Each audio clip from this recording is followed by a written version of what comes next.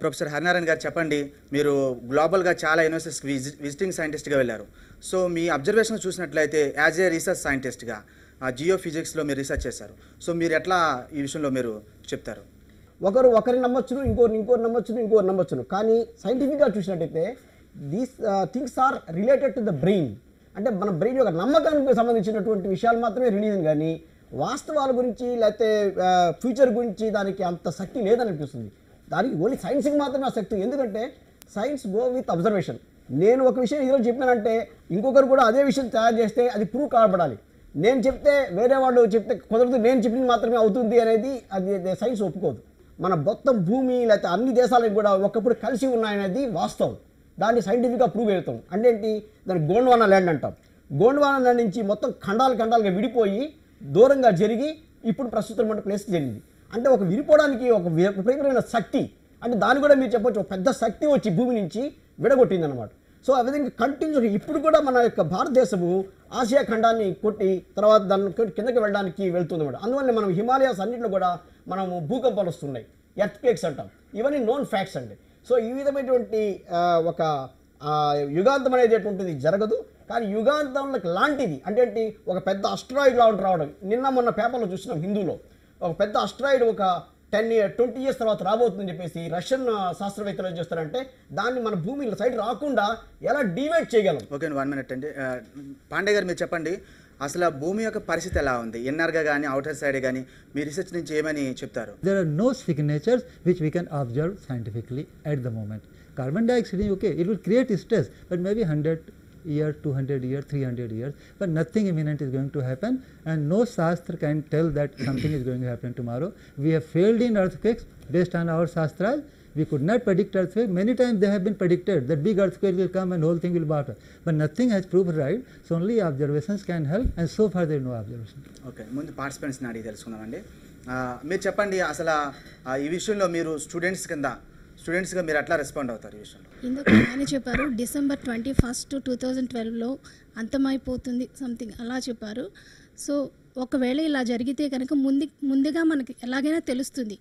So 12 అంటే 2 years ఉంది, ఇంకెన్నో రోజులు లేదు కాబట్టి గ్యారంటీగా తెలుస్తుంది. ఇంకా అలాంటివి ఏమీ తెలియలేదు అంటే సో నాట్ పాసిబుల్. ఒక విషయం చెప్పండి, 2010లో ఇట్లాంటి సిగ్నల్స్ కనపడతాయని చాలామంది అంటున్నారు. సో మీరేమంటారు చెప్పండి, తను చెప్పేదాన్ని బట్టి చెప్పండి సార్. జయరామ్ గారు, ఇట్లాంటి సిగ్నల్స్ చాలా వస్తున్నాయి, కానీ మనం మనిషి ఎప్పుడు పుట్టాడు ఎట్లా పుట్టాడు అనేది ఏ సైన్స్ కానీ ఏ మతం నుంచి సరైన ఆధారం లేదు. మనం ఒకటే ఆధారం, దేవుడు అనేది. ఏ మతమైనా, క్రిస్టియన్ అయినా, హిందూ అయినా, ముస్లిం అయినా. అట్లాగే మనిషి చచ్చిపోవటం తెలియనప్పుడు, పుట్టుకెప్పుడో తెలియనప్పుడు, ఎప్పుడో చచ్చిపోయిన దానికి ఈరోజు బాధపడుతూ మనకు కావాల్సిన విషయాలన్నీ ఆపేలేము. అది నా ఉద్దేశం. బైబిల్లో ప్రాఫెసీ 100% ఫుల్ఫిల్ అవుతూ వచ్చింది, ఇప్పటికీ అవుతుంది, తర్వాత ఫ్యూచర్లో కూడా అవుతుంది. ఎథియిజం వెనకాల I believe that there is a devil, and అది లేదు ఇది లేదు అనుకుని వెనకాల కూడా it is a satanic trick. But if you can study the prophetic nature and character, you can accept that there is God, that eternal existence. God is eternal, man is eternal, and the universe will go through process, but it also will stand universe eternal. ఏదైనా ఒక పుత్రం వస్తే దానికి ముందు signals వస్తాయని చెప్పి, మరి tsunami వచ్చినప్పుడు మనం 30 days ముందు చనిపోతే సిగ్నల్ వస్తుంది అంటున్నాడు. సునామీ వచ్చినప్పుడు మన సిగ్నల్ ఎందుకు రాలేదు? మనం దాన్ని ఎందుకు కంట్రోల్ చేయలేకపోయాం? మేము కూడా సునామీ వస్తుందని ఒకరోజు చెప్తాం కన్ఫామ్గా. ఏ రోజు వస్తుంది అనేది ఖచ్చితంగా ప్రిడిక్ట్ చేస్తాం. ఇప్పటికే చైనాలో ఒకసారి కనుక్కున్నారు ఎప్పుడు వస్తుందని, ప్రిడిక్ట్ చేశారు, కరెక్ట్గా వచ్చింది కూడా. ఆ టైంలో చాలామంది బతికారు ఆ టైంలో. యాక్చువల్లీ రిలీజియస్ వాళ్ళు ఏంటంటే కరెక్ట్ డాటా లేకుండా జస్ట్ ప్రిడిక్షన్. అదే సైన్స్ అయితే ఏది చేసినా ఆన్ డాటా విల్ డిసైడ్ అనమాట. ఏది రిజల్ట్ చెప్పినా కూడా పర్టికులర్ స్టాటిస్టిక్స్ తీసుకొని దాని మీద రిజల్ట్ చెప్పడం. ఇప్పుడు మానవ తప్పిదాల వల్ల కొంత నాశనం జరగవచ్చు, అది మనం చూస్తున్నాం. సునామీ కావచ్చు, ఎర్త్ కేక్స్ కావచ్చు, ఇవల్ల మానవ తప్పిదాలు, పొల్యూషన్స్ కావచ్చు, మనము సముద్రం లెవెల్ పెరుగుతుంది, ఇదల్లా కావచ్చు. కానీ కంప్లీట్ అంతమవుతుంది అనేది మాత్రము ఎక్కడ ఇంతవరకు ఆధారం లేదు. అది ఓన్లీ ప్రజల సెంటిమెంట్ తోటి ఆడుకోవడం అంతే, బిజినెస్ చేసుకోవడం. దాన్ని Y2K ప్రాబ్లము ఎందుకు అది ఫెయిల్ అయింది అంటారు? చాలామంది ప్రెడిక్ట్ చేశారు వచ్చిందని, వస్తుందని ప్రెడిక్ట్ చేశారు, కానీ ఫెయిల్ అయింది. దీని గురించి మీరేమంటారు? అలాగని ఈ ప్రెడిక్షన్స్ అన్నిటిలాగానే అది ఫెయిల్ అయింది.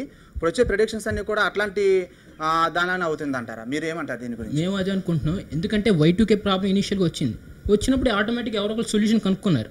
ఒకవేళ కనుక 2012లో అలాంటి జరిగే ఛాన్స్ ఉంటే ఆటోమేటిక్గా సొల్యూషన్ కనుక్కోవడానికి మన మేధావులు ఉన్నారు, వాళ్ళు చేస్తారు. అసలు ఇట్లాంటి ప్రాబ్లమ్స్ వస్తే మనం ఓవర్కమ్ చేయొచ్చు అంటే మన పరిధిలో ఉంటుందా? అంటే అది మన చేతుల్లో ఎంతవరకు ఉంటుంది ఈ ప్రెడిక్షన్స్? Y2K ప్రాబ్లం అనేది మన చేతుల్లో ఉంది అంటున్నారు వాళ్ళు, కాబట్టి ప్రెడిక్ట్ చేశారు, దాన్ని కంట్రోల్ చేశారు. కానీ ఇట్లాంటి మీరు 2012 అంతమైపోతుంది అన్న ఇట్లాంటి ప్రెడిక్షన్స్ని మనం ఎంతవరకు కంట్రోల్ చేయొచ్చు అంటారు హ్యూమన్ యాంగిల్లో చూస్తే? Y2K problem is different అండి. Y2K problem has a limited scope and limited disorder that the expected or foreseen. But whereas మనము ఇక్కడ చెప్తున్న 2012లో యొక్క ప్రొజెక్షన్ వాళ్ళు చెప్పిన డిజాస్టర్ ఇట్స్ యూనివర్సల్. అంత మాత్రమే కాకుండా other things also, other planets and other living beings involve out ఇదంతా చూస్తున్నాం. కాబట్టి the way it was projected is beyond human control. మన కర్నూలులో వాటర్ ఎటు పడితే అటు వెళ్తూ ఉంటే చూస్తూ కూర్చున్నాం. మనం వెళ్ళి అడ్డం వేసి ఏం చేయలేం. కానీ ఇప్పుడు మనం విశ్వం మొత్తం ఒకేసారి నాశనం అయిపోతుంది, మనిషి ఒక్కడు బతకడు అనేది ఉంది. మనం కామన్గా మనుషులకి మనం ఇవ్వాల్సిన సందేశం కానీ మన సైంటిఫిక్గా కానీ మతపరంగా కానీ ఒక విషయాన్ని వాళ్ళకున్న భయాన్ని మనం పారదోలుతాకి ఇక్కడ మనం డిబేట్ చేస్తున్నాం. క్లెమెంట్ గారు మీరు చెప్పండి, మీరేమంటారు? The science talks about the what of the phenomena. తెలుగులో మాట్లాడండి.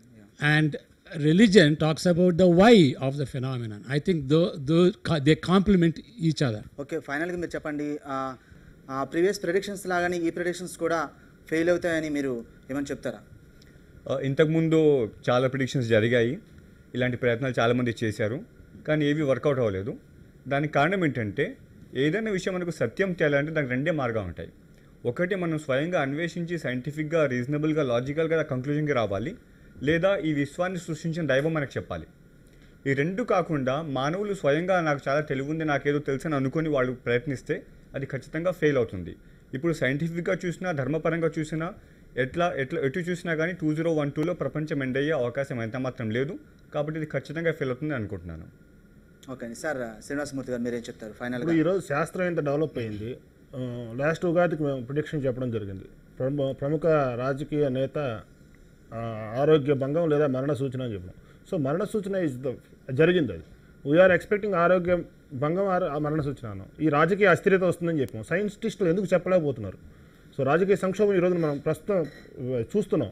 సో ఈ వారాలు వీటి వల్ల మేము ఇవ్వగలిగేటటువంటి ప్రిడిక్షన్స్ కెనాట్ గివ్ సైంటిఫిక్గా వాళ్ళు ఇవ్వలేరు. సుధాకర్ గారు మీరు చెప్పండి, ప్రీవియస్ ప్రిడిక్షన్స్ ఫెయిల్ అవడానికి కారణం ఏంటంటారు? అవి ఒక ఊహాకల్పితంగానే జరిగినాయి అంటారా, లేకపోతే ఆల్రెడీ బేస్ ఉందంటారా వాటికి? హ్యూమన్ ప్రెడిక్షన్స్ చేసి కొంతమంది కథలు కహానీలు మానవులకు భయకంపితులని చేసేటట్లు చేసేవి ఉన్నాయి. అలాంటి వాటిని నేను as a religious Christian person I have stood against them because my religion does not teach me to blindly believe anything. యుగాంతం ఖచ్చితంగా ఉంది శాస్త్రీయంగా, అలాగే మా బైబిల్ గ్రంథం ప్రకారం రెండిటి ప్రకారం కూడా యుగాంతం ఉంది.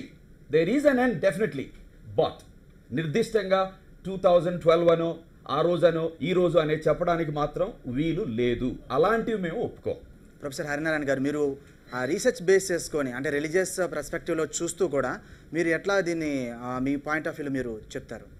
చూడండి, శాస్త్ర ప్రకారంగా చూస్తే ఇటువంటి యుగాంతం లాంటిది చాలా జరిగినాయి. అంటే ఇప్పుడు భూకంపం కానివ్వండి, పెద్ద మీకు ఇంతకుముందు చెప్పాను గోండ్వానా ల్యాండ్ విడిపోయింది. అలా విడిపోవాలంటే ఎంతో ఎనర్జీ కావాలి. సో అది మనం యుగాంతం అనుకోవచ్చు. పగిలిపోయినప్పుడు మనుషులు ఉండంటే మొత్తం ఎర్త్క్వేక్స్ వచ్చి లేకపోతే వల్కనోస్ వచ్చి మొత్తం అది. ఇదే విధంగా కేటీ బౌండరీని విన్నాం, మన పాండే గారు దాని మీద బాగా శాస్త్రజ్ఞులు రీసెర్చ్ చేశారు. సో అటువంటి ఈవెంట్ జరుగుతాయి, కానీ మనం అందరూ ఏకీభవించిందంటే 2012లో అది జరుగుతుంది. అటువంటి జరుగుతుందా అంటే డెఫినెట్గా జరగదు. డాక్టర్ పాండే గారు చెప్పండి, ఓవరాల్గా మీరు సైంటిఫిక్ పర్స్పెక్టివ్లో మీరు ఈ విషయాన్ని ఎలా డిబేట్ చేస్తారు? Actually, I will start with that. Like that gentleman told that science is assumption. Science is not assumption. First thing, we start with assumption, but we come out with a theory and we test it. We may fail, we may pass. We can predict.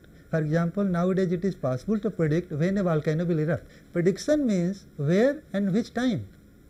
At what time? It was 2012 or 2100 or maybe 1000 years. That is called prediction, that you have to specify the time and the place. Our mythology or any religion cannot predict that. బాబు గారు మీరు చెప్పండి, ఫైనల్గా religious point of view చూస్తే ఇదొక మూఢనమ్మకంగానే మనం చూస్తున్నాం. అంటే I mean ఇదొక రాంగ్ ప్రెడిక్షన్గానే చూస్తున్నాం. మీరు దీన్ని ఏమంటారు? 2012 21 డిసెంబర్ అన్న మాట మాయన్లు చెప్పారు. క్యాలెండర్ రాసింది ఇప్పుడు చూడండి, ఇది మాయన్ క్యాలెండర్ అండి. ఇది గీసిన వాళ్ళు చెప్పింది విని అందరూ నమ్ముతున్నారు ప్రపంచం అంతమైపోతుంది అని. చూడండి, పిచ్చి గీతలు ఇట్లా అనిపిస్తాయి. ఇంటర్ప్రెట్ చేస్తే మనకు తెలిసిందేంటి, మాయన్లకి భారతీయులతో సంబంధం లేకుండా సున్నా అన్న కాన్సెప్ట్ తెలుసు వారికి. They invented the zero. నెలకి 20 రోజులతో 18 నెలల సంవత్సరం వాళ్ళు క్రియేట్ చేశారు. పిరమిడ్లు కట్టారు. 365 రోజుల సంవత్సరాన్ని క్రియేట్ చేశారు. కానీ వాళ్ళు తేదీలు మనకి ఇవ్వకపోతే విశ్వం అంతమైపోతాం అనుకోవటం పిచ్చి అండి. క్యాలెండర్ అన్నది మనిషి చేసింది. గ్రహాలు వాటి పని అవి చేసుకుంటూనే ఉంటాయి. నీకు లెక్క పెట్టడం రాదు కాబట్టి అది కాదు, నువ్వు చెప్పింది నీకు అర్థం కాలేదు కాబట్టి గ్రహాలు మన మాటలు వింటాయి అంటాం తప్పండి. మొత్తానికి ఈ డిస్కషన్ బట్టి చూసినట్లయితే సైంటిఫిక్గా కావచ్చు, రిలీజియస్గా కావచ్చు, ఈ రెండింటిని బేస్ చేసుకొని మనం చూసినట్లయితే 2012 డిసెంబర్ 21 ఏమీ జరగదు అనేది వ్యక్తం చేస్తున్నారు. అయితే 2012 డిసెంబర్ 21 అనేది ఒకళ్ళు స్వార్థం కోసం కొంతమంది పనిన కుట్రగా కూడా మనం చెప్పడం మనం చూస్తున్నాం. ఏదేమైనప్పటికీ ఈ డిస్కషన్ బేస్ చేసుకొని 2012లో ఇప్పుడున్న పరిస్థితుల్లాగానే ఉంటున్నాయని, అయితే భౌగోళికంగా కొన్ని రకాల పరిణామాలు జరిగే అవకాశం ఉంటే ఉండొచ్చు, కానీ అది మానవాళికి అంత హానికరం కాదనే భావం వ్యక్తం చేస్తున్నారు. ఇది ఇవాళ డిబేట్ రూమ్. మరో డిబేట్ రూమ్లో మళ్ళీ కలుద్దాం. Stay tune to I news.